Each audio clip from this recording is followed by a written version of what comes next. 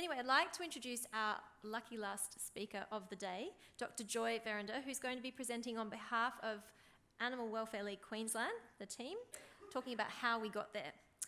The Animal Welfare League Queensland team of over 160 staff and 2,000 volunteers has been working to achieve an end to the killing of healthy and treatable cats and dogs in a whole city, i.e. the city of the Gold Coast, which for those of you who don't know has a population of about 500,000.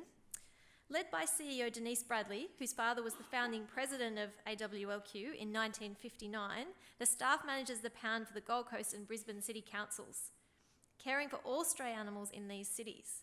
The staff accepts surrenders directly from the public and rehomed almost 3,000 Gold Coast animals and 4,000 animals from other areas in southeast Queensland in 2015-2016.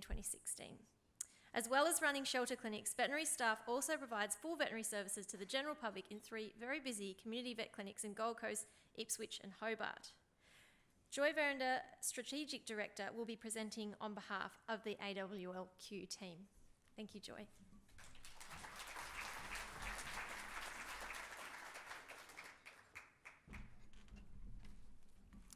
Thank you, Anne.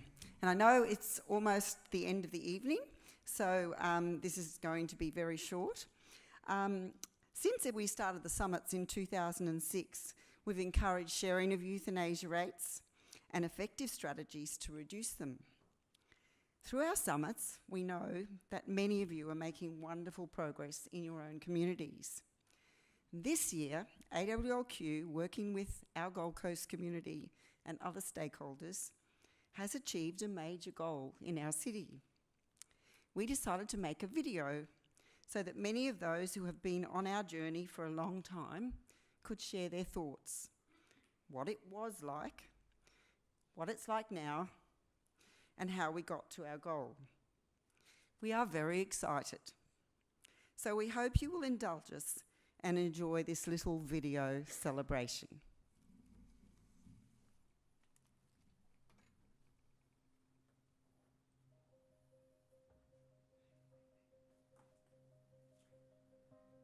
I can remember being in the office on days when we were just so run off our feet with animals coming in, going out.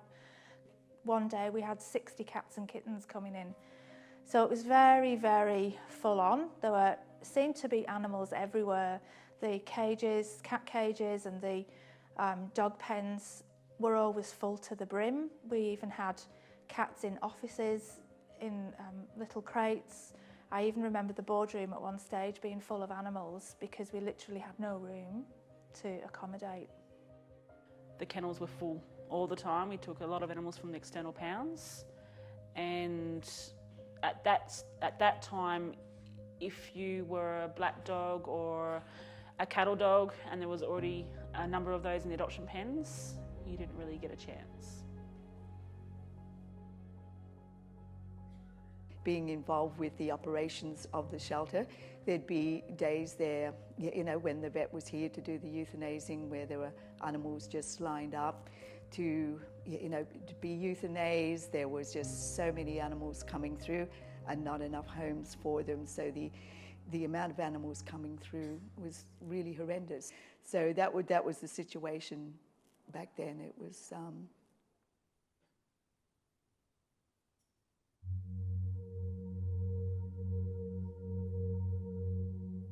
Because Animal Welfare League of Queensland manages all the stray animals for the Gold Coast City Council and takes in most of the surrenders, we felt we were in a unique position to work on getting solutions for a whole city. So we gathered the data and we actually went to the public through the newspaper and actually told them how many animals were being euthanised at that stage, 4,000 cats and dogs on the Gold Coast, and was that acceptable? Which of course they responded that it was not acceptable. So then we went to all the stakeholder groups and asked them would they come along and be part of developing and implementing solutions. Well, I started in 1977 and in the last 22 years I was in charge of the animal management section. I saw myself as being able to assist the program in trying to identify some of the rocks that might pop up from time to time on the road with legislation or politics and things that you had to navigate through to try and get this thing successful. There are enough animals in this world who seem to be looking for homes and they can't find them. So if we can get to a policy where we're not producing the excess animals, but we're finding homes for all the healthy ones, then I think we're doing a good thing. I think it's always a challenge to convince other welfare groups, but in particular local government council-run pounds, that they don't have to be focused on euthanasia. I've been involved with the Animal Welfare League of Queensland coalition since 2004 when it began, and I represented the Queensland Feline Association as well as later on the Australian Cat Federation. Well, during that time we've developed a responsible breeder program where we try to encourage people to de-sex their pedigree cats before they're sold, and many breeders have come on board to do that, and also the Gold Coast City Council have a law now that breeders on the Gold Coast must de-sex their cats.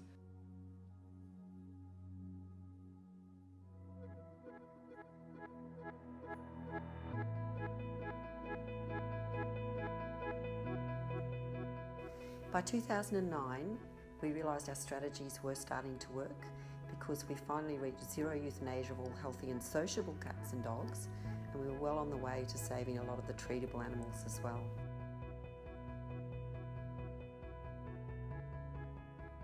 Getting to zero, as you know, as everyone probably knows, is just not one solution.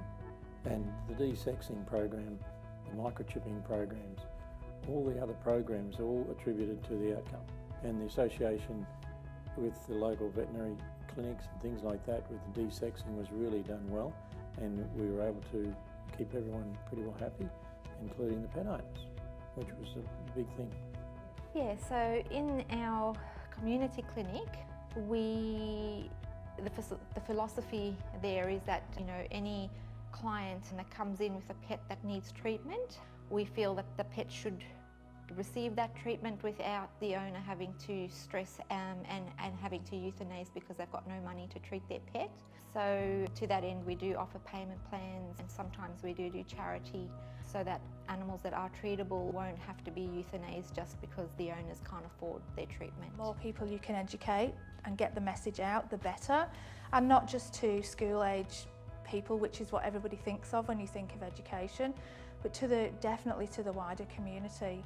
And over the years, we've developed some amazing programs that sort of extend far beyond school age years, so from prep through to TAFE groups, and even further on beyond that, educating adults as well about responsible animal care, and certainly offering people the opportunity to come into the shelters and get that hands-on experience that they need.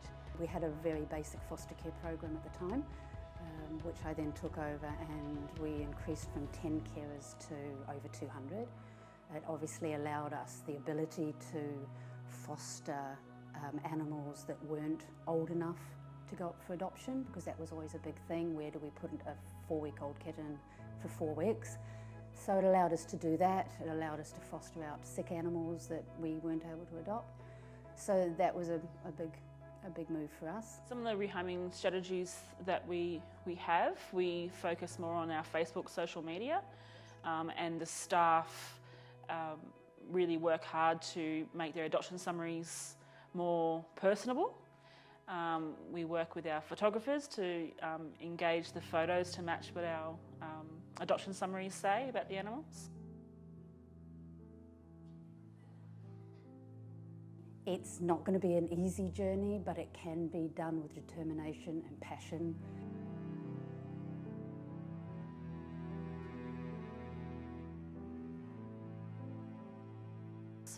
We don't have easy days here. Every day is a push, so we have to all be on our game every day really to make it happen. I think that it has to be a community approach. It's not just something that one person can do alone, and everybody has to be on board. The importance of having the local councils involved, anyone really who has an interest in the animal industry as a whole, it's important for them to get on board.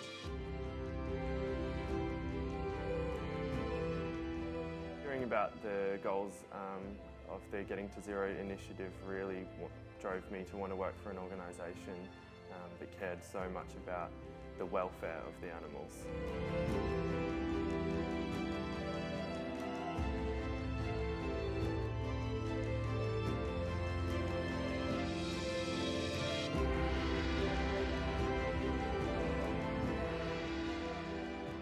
I think the Getting to Zero is a journey, and I think the ultimate goal is that every single dog and cat born has a loving home to go to. That has to be the ultimate.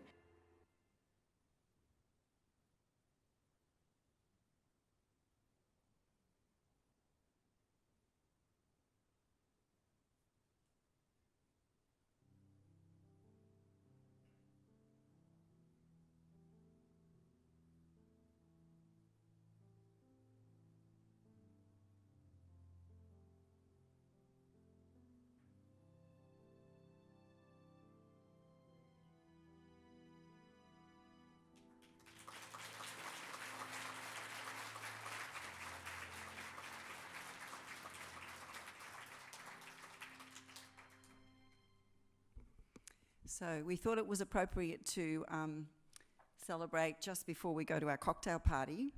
We look forward to having a drink with you to celebrate, but also to celebrate everybody's achievements. We know it's not just us, but we did want to celebrate it with you, but we know you're all achieving amazing things as well. So we look forward to having a drink together to celebrate the fact that we are all here together and making progress across Australia to make sure every cat and dog has a safe and loving home. Thank you.